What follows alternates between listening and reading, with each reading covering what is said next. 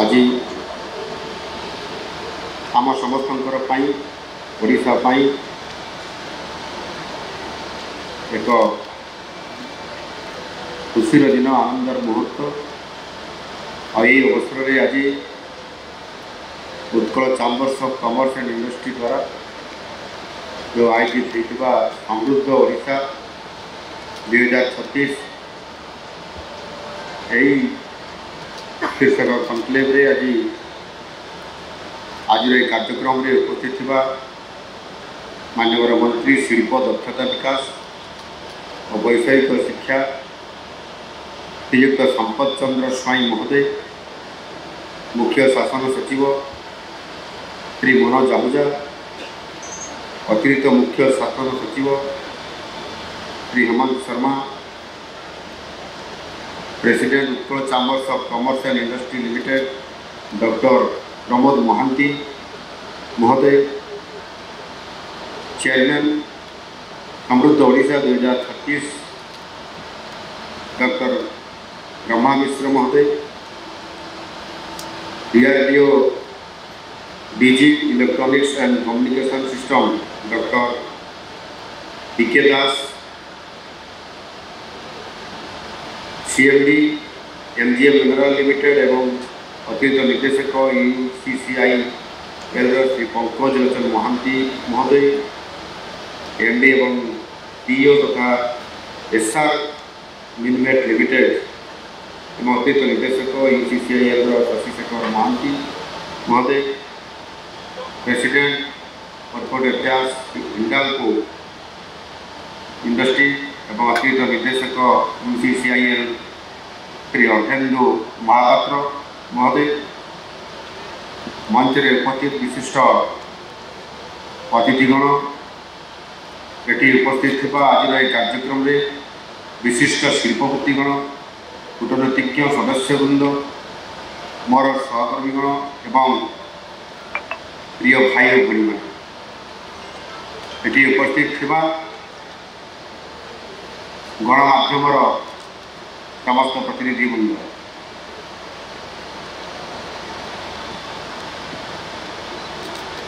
ये समृद्ध ओडिशा 2036 जो कॉन्क्लेव आज आमर ये भुवनेश्वर जनता मैदान रे आज आपण आम सरकार आसबार द्वितीय वर्ष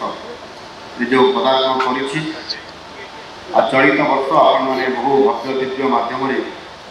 यह सफल करने लगी मुझे समस्त स्वागत करुँ। आज यही आयोजन निश्चित भाव ये गोटे समयोपयोगी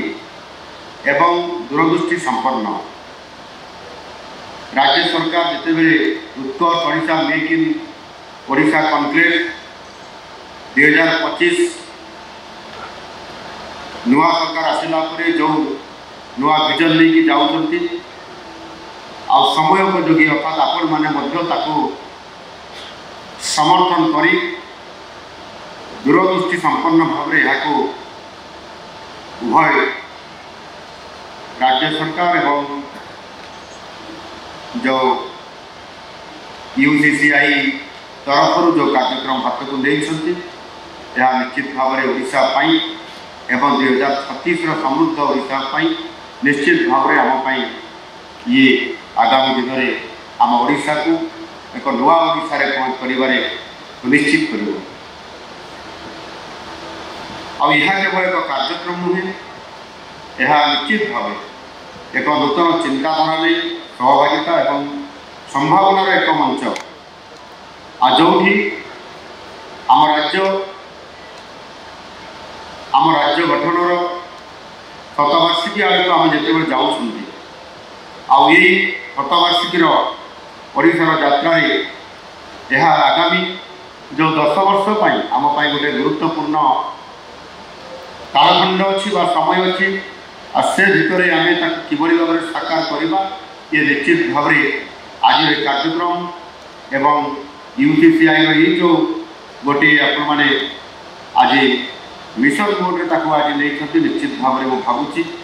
जे यह आगामी दिन में Utkal chambers of commerce and industry limited को यही धन्यवाद देवाई चाहूँ जे आप निश्चित भाव में ओडापाई आज स्वतंत्र भाव में सुजोग सृष्टि कर साकार कर बड़ पदक्षेप नापी चाहूँ। 2036 कहीं 1936 जिते बड़े पराधीन भारत में ओडिशा एक भाषा भित्तिक भारत वर्षर प्रथम राज्य हिसाब से प्रतिष्ठा लाभ कला। आप भल कर मन पकातु भाषा भित्तिक राज्य हिसाब से ओडिशार जो स्वतंत्रता एवं ओडिशार तत्कालीन बरपुत्र मैंने जेभली भाव में यहाँ स्वतंत्रता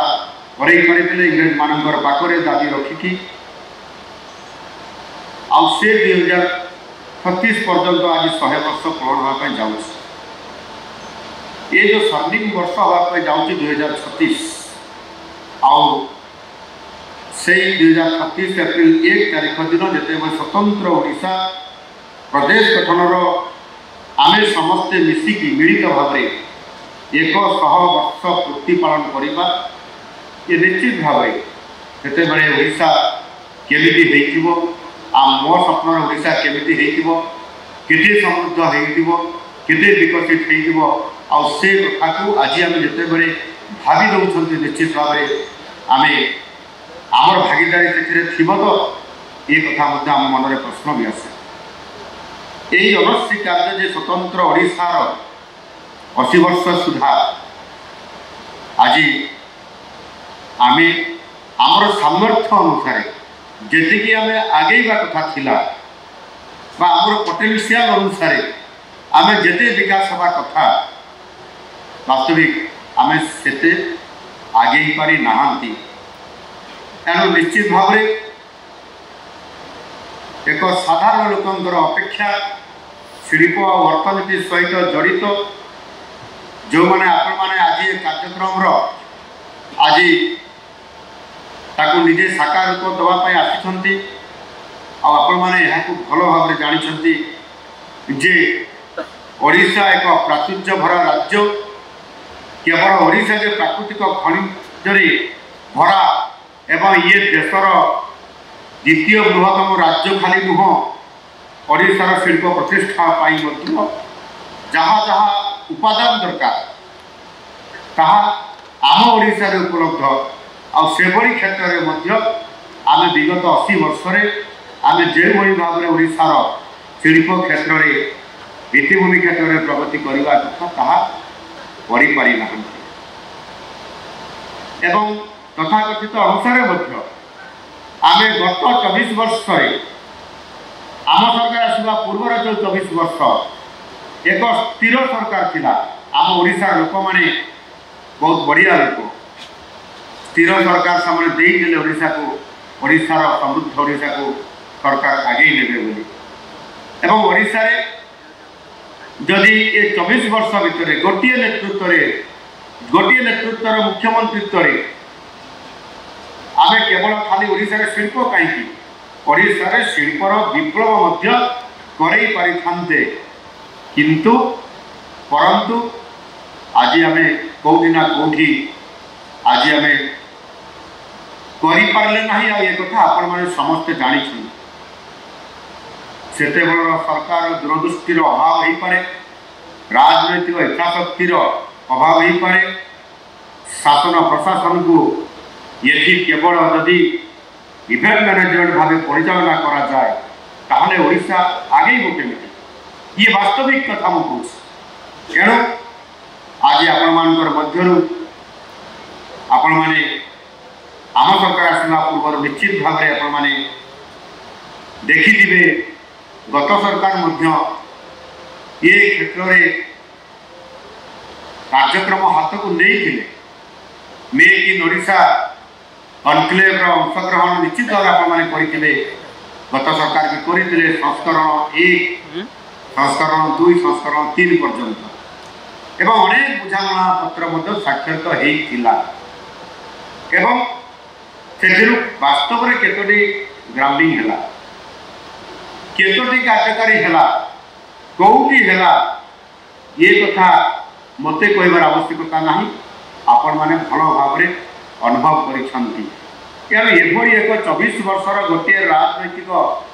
आब्सोल्यूट मेजोरिटी नहीं सरकार आसवा आउ ओडिशार समृद्ध ओडिशा को निर्माण करिबारे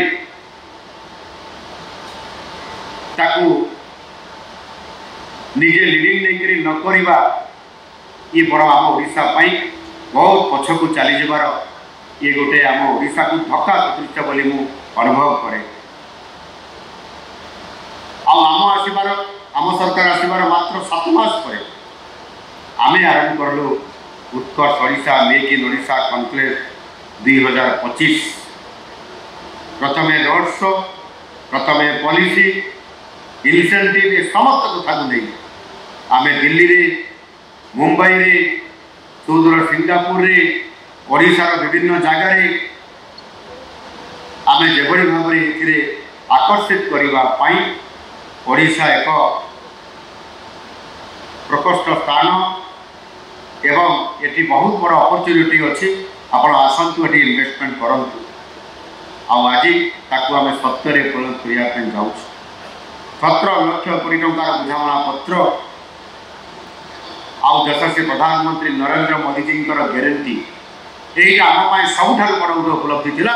जे जो से ग्यारंटी देले Utkarsh Odisha make in Odisha conclave 2025 परिप्रेक्षी यही चलित वर्षर जनवरी मास 28 तारीख एवं 29 तारीख में यही जनता मैदान में जो आम बसुँच यही प्रधानमंत्री आसिक ये मोदी ग्यारंटी है, मोदी ग्यारंटी देले आपण माने इन्वेस्टमेंट करंतु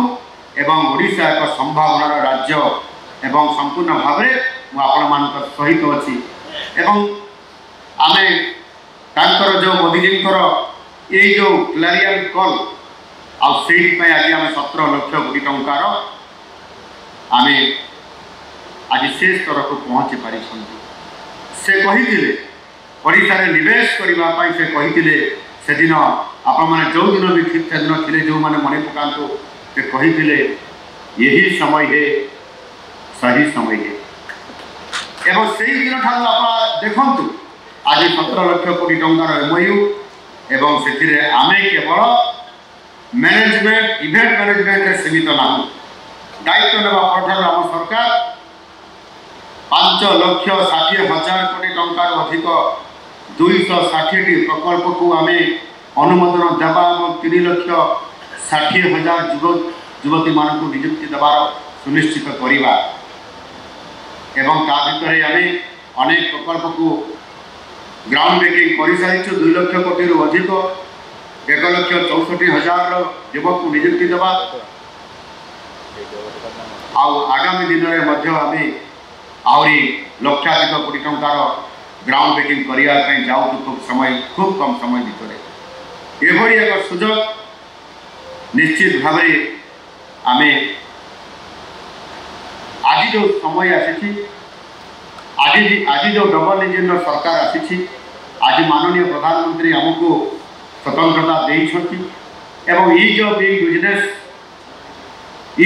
डूइंग बिजनेस ए आधार में किभली भाव में बिजनेस करने समस्त पॉलिसी को समस्त कार्यक्रम को अति सरल भाव में कम समय भितर रियल टाइम भितर कर जो आमको सामर्थ्य आज आम दिग्दर्शन देती आप आश्चर्य हे से प्रति कथा को मन रखी था बड़ विशाल भारत वर्ष 145 कोटी लोकर ये नेतृत्व नौथुवा माननीय यशस्वी प्रधानमंत्री सेप्टेम्बर 27 तारीख में जिते बेले ओडिशा को 7 थर पर आसिले मात्र 15 मास भितर से झारसुगुड़ा मीटिंग करने पूर्वर आलोचना करले मो सहित आम चीफ सेक्रेटरी सहित ईज ऑफ डूइंग बिजनेस रे आपण केते काम करले केते इंडस्ट्रियलिस्ट मानक निवेशकारी मानक पंजी निवेश मानक बड़ हूँ छोट शिल्प हूँ एमएसएमई सेक्टर हूँ कौ प्रकार पदक्षेप नहीं टिकिनिकी हिसाब मागिले एवं से हिसाब रिपोर्ट दवापाई से शनिवार दिन आमको कहले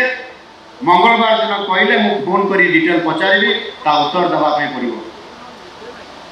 रविवार दिन मु मीटिंग डाकिली ऑफिशियल को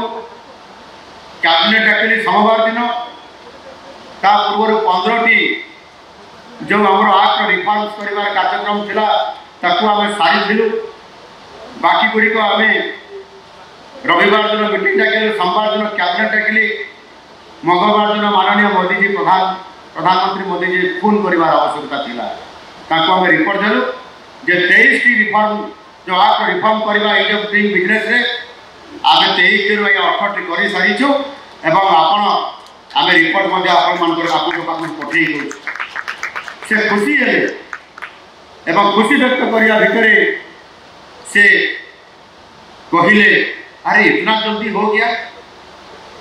मैंने बोला और एक दिन के बाद कैबिनेट के साथ हो गया तो बहुत अच्छी की बात है ये बड़ी भाव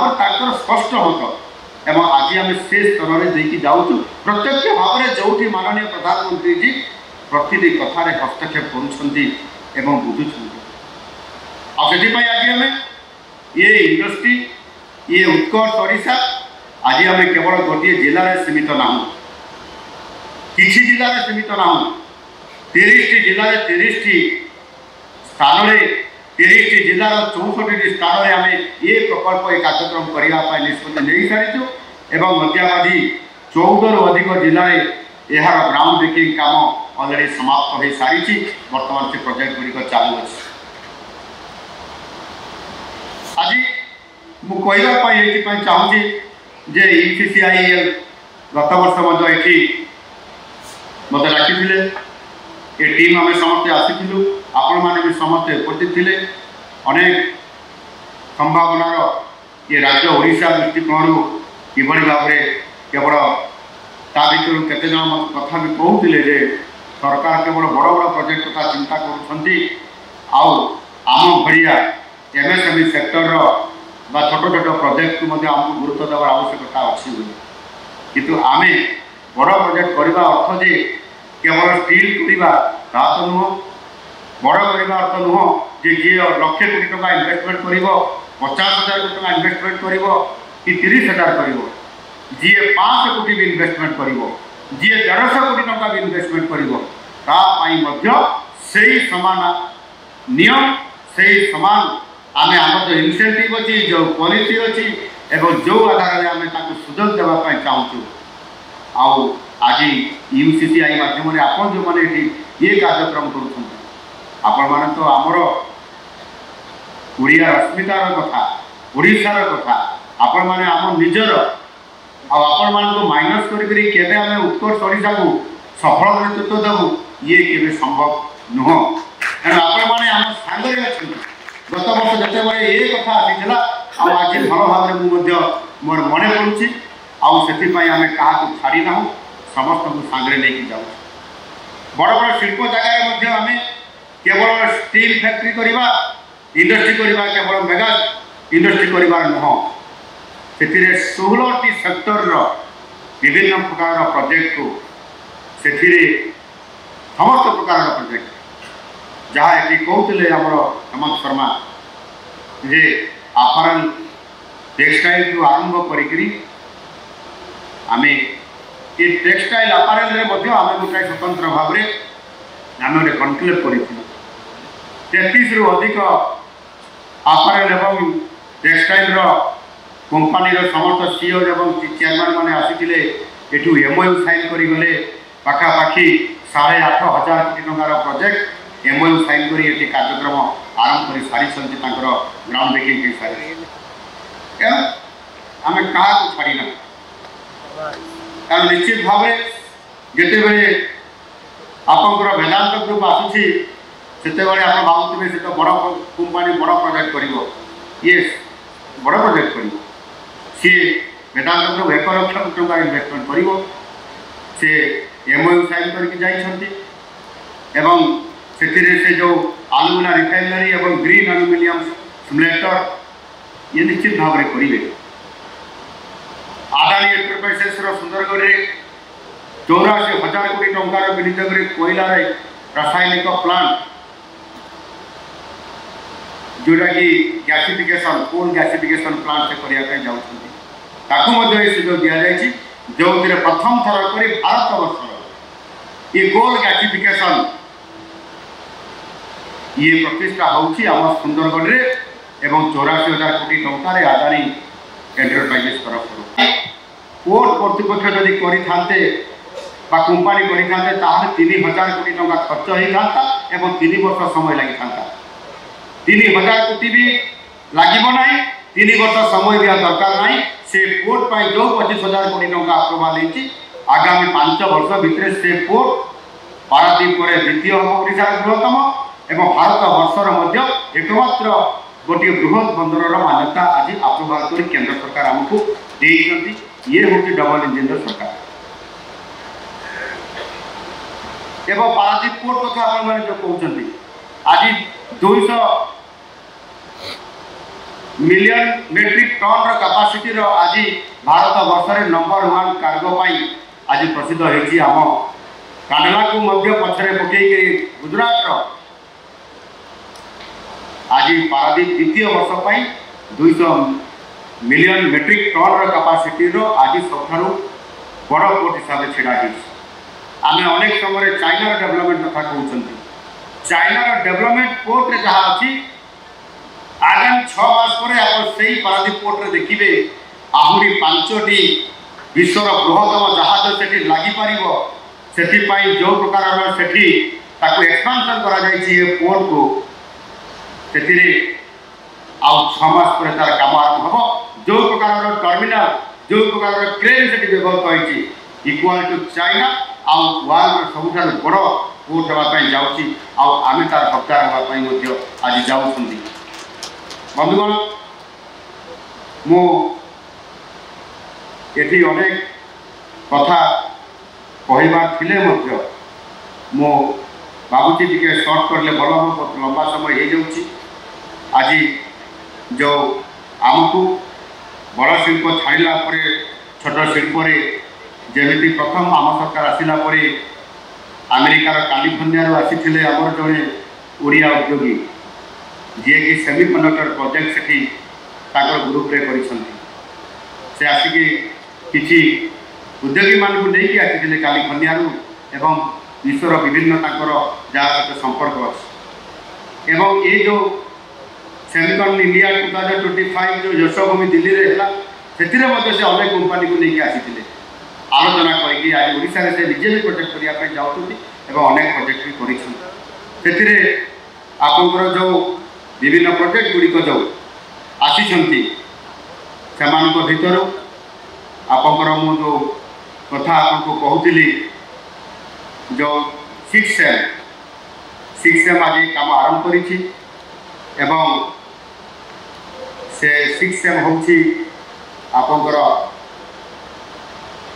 एभली एक प्राइवेट लिमिटेड कंपनी जी कि प्रथम थर करी ओडिशा रे 2,660 कोटी टंका व्यय भुवनेश्वर इन्फो वैली रे भारतर प्रथम सिलिकॉन कार्बाइड फैब्रिकेशन एवं पैकेजिंग यूनिट हिसाब से प्रतिष्ठा करने जाऊँगी ग्राउंड ब्रेकिंग हो जाइए मुझे निजे जाकि काम आज चली भारत वर्ष ये प्रथम ये उत्पाद प्रतिरक्षा हम इलेक्ट्रोनिक्स चाल हम ईवीएस जो कहते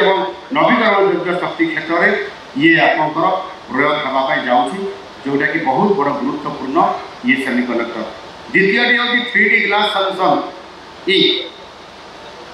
1,943 कोटी टंका व्यय भुवनेश्वर इन्फो वैली रे 3D इंटीग्रेशन टेक्नोलॉजी व्यवहार करी अत्याधुनिक semiconductor packaging unit AI photonics एवं ऑटोमोबाइल इलेक्ट्रोनिक्स रे यार अत्याधुनिक प्रयोग रही तेणु यही भाव में अनेक जिन को ओडिशा रे आज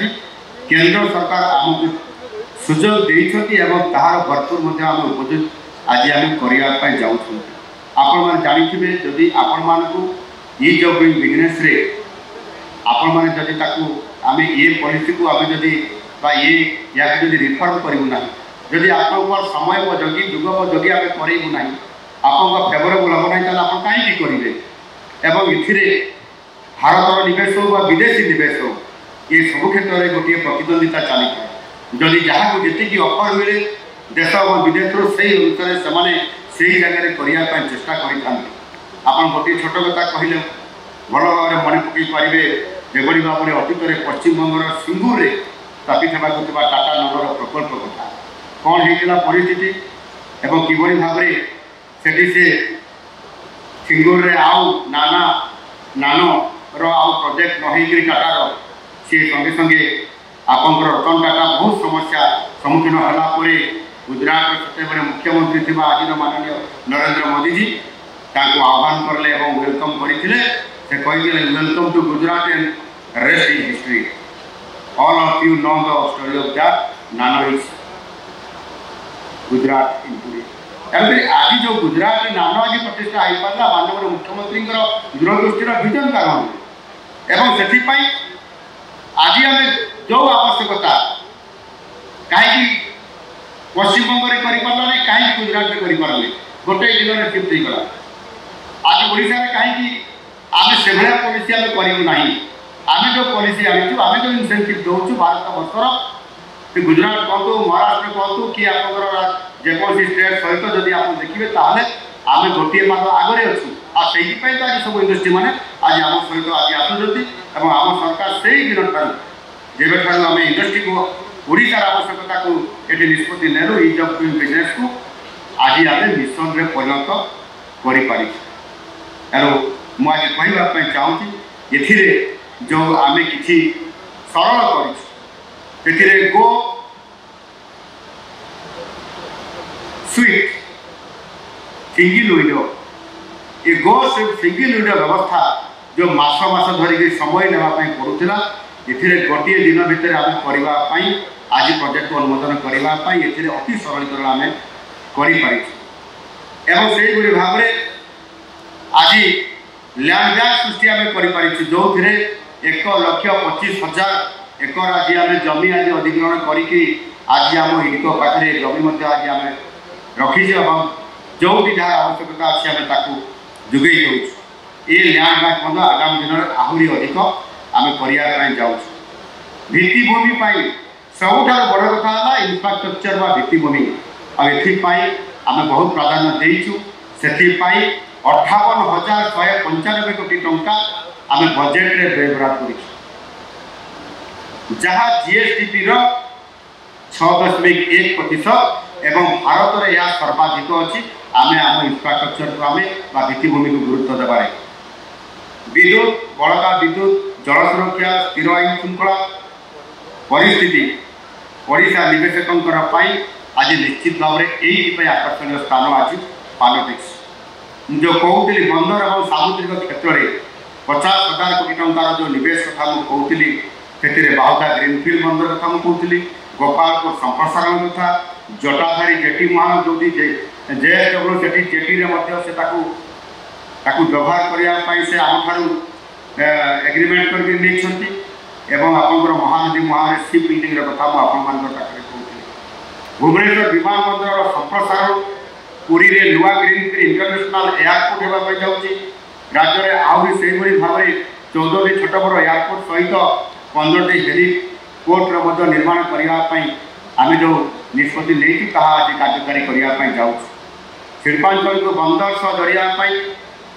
जातीय राजपथ कहतु